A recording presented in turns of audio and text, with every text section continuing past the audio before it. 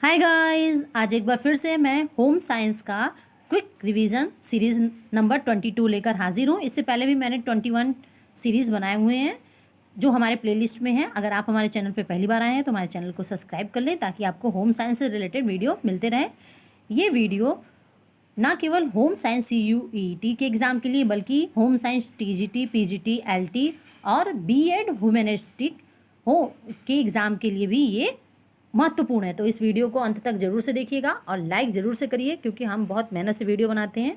आइए वीडियो के प्रश्नों को देखते हैं। हमारा सबसे पहला प्रश्न है, विटामिन B3 का रासायनिक नाम एवं उसकी कमी से होने वाले रोग कौन कौन से होते हैं। तो विटामिन B3 का जो रासायनिक नाम होता है वह नियासिन या निकोटिनिक एसिड होता है। नियासिन शरीर में संचित नहीं होता है। नियासिन की कमी से पेलेग्रा नामक रोग होता है जिसे D3 रोग भी कहते हैं। यहाँ पे 3D से मतलब है D के 3 प्रकार के रोग जैसे चर्म रोग यानी कि डर्मेटिटिस, अतिसार यानी डायरिया और पागलपन यानी डिमेंशिया। यानी 3D से ये 3D वाली बीमारी जो होती हैं, ये 3D जो होता है ये इन 3 बीमारियों को हमारे शो करता है। तो ध्यान रखिएगा इसको। आइए नेक्स्ट प्रश्न को देखते हैं। विटामिन B6 यानी पीरिडॉक्सिन की कमी से कौन सा रोग होता है। तो विटामिन B6 की कमी से शिशुओं में एक एक्रोडीनिया यानी चर्म रोग होता है। विटामिन B6 अमीनो अम्ल के चयापचय में सहायता करता है। नेक्स्ट प्रश्न है हमारा कि विटामिन पौष्टिक तत्वों जैसे प्रोटीन, कार्बोहाइड्रेट, वसा से जो कैलोरी मिलती है वह कितनी मात्रा में प्राप्त होती है। तो आइए देखते हैं। तो 1 ग्राम प्रोटीन से 4.1 कैलोरी प्राप्त होती है।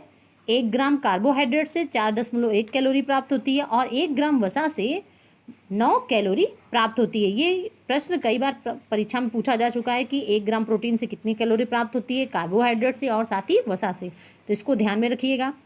क्वासिओरकर किसकी कमी से होता है। तो क्वासिओरकर जो बीमारी है यह प्रोटीन की कमी से होने वाली एक समस्या है। यह 1 से 5 वर्ष की आयु के बच्चों में ज़्यादा देखी जाती है।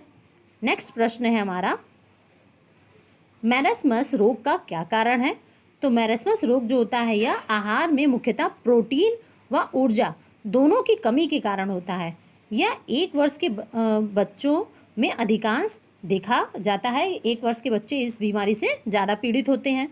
नेक्स्ट प्रश्न है हमारा, वसा की कमी से कौन सा रोग होता है। तो वसा की कमी से फ्राइनोडर्मा या इसको हम टोन्ड स्किन भी कहते हैं, यह बीमारी हो जाती है।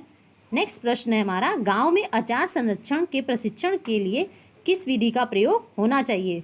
तो गांव में जो अचार संरक्षण के प्रशिक्षण के लिए प्रदर्शन विधि का प्रयोग होना चाहिए। नेक्स्ट प्रश्न है, किस संसाधन द्वारा सीखने की विधि सशक्त होती है। तो श्रव्य और दृश्य और श्रव्य संसाधन के द्वारा जो सीखने की विधि क्षमता होती है वह सशक्त होती है। यह ग्रामीणों के लिए सबसे सुगम विधि होती है। नेक्स्ट है, शैक्षणिक फिल्मों की लंबाई साधारण होती है। तो शैक्षणिक फिल्मों की लंबाई जो होती है वह 10 mm होती है। नेक्स्ट है, कठपुतली क्या है।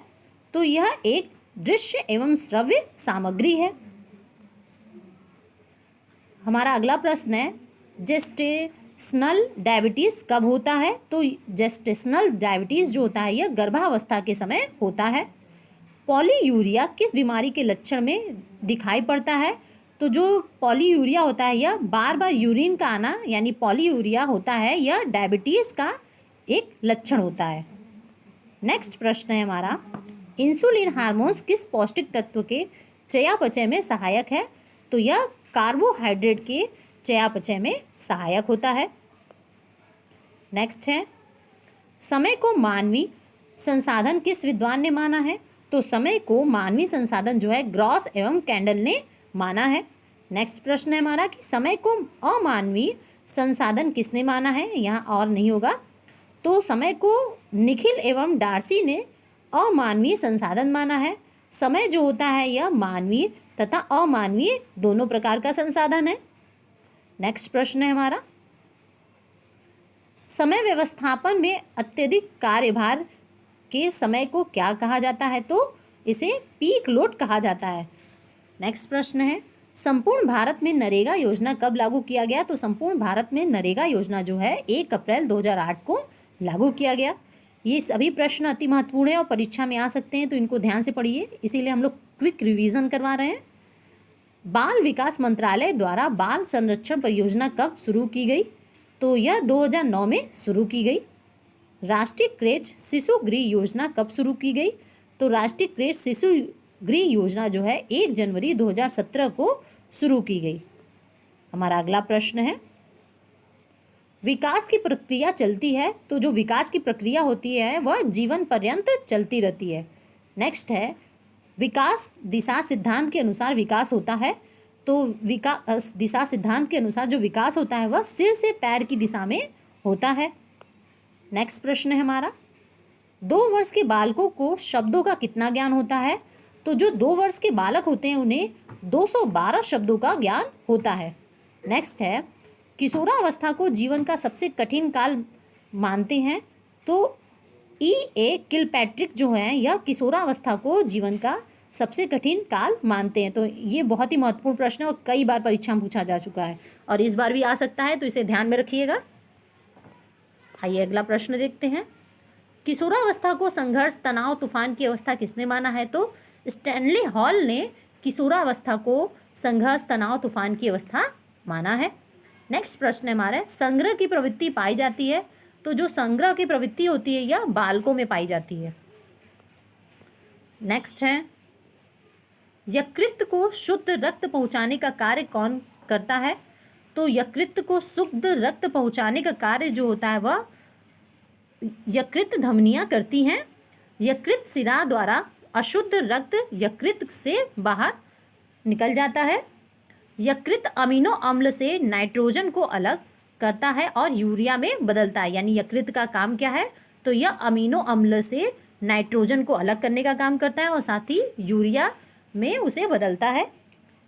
यकृत ग्लूकोज का संचय और ग्लाइकोजन के रूप में करता है, तो यकृत ग्लूकोज का संचय किस रूप में करता है? तो ये प्रश्न भी बनेगा, तो ग्लाइकोजन के रूप में करता है, ध्यान रखिएगा।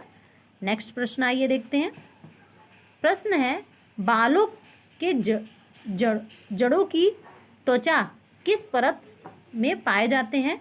तो आंतरिक त्वचा। तो जो बालों की जड़ें होती हैं वह त्वचा के आंतरिक त्वचा में पसीने की ग्रंथियां, बालों की जड़ें जो होती हैं कहीं कहीं वसा के कण पाए जाते हैं, तो यानी बालों की जड़ें जो है आंतरिक त्वचा में पाई जाती हैं। नेक्स्ट प्रश्न है हमारा,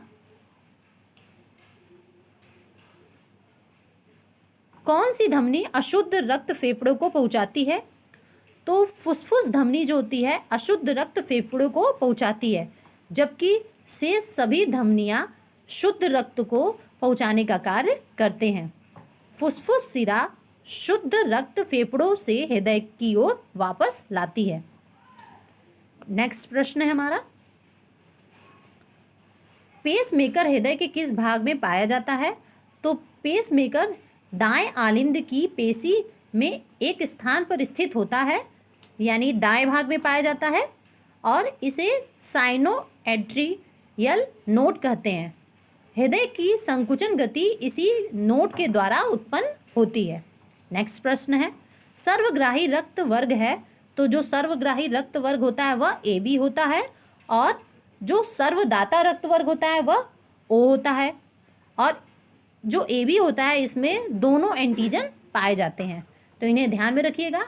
अगर वीडियो हमारा अच्छा लगा हो तो इसे लाइक करिए, और अगर आपने अभी तक हमारे चैनल को सब्सक्राइब नहीं किया है तो हमारे चैनल को सब्सक्राइब करिए, ताकि हमें मोटिवेशन मिले और हम आगे भी ऐसे ही वीडियो बनाते रहें। Thank you guys.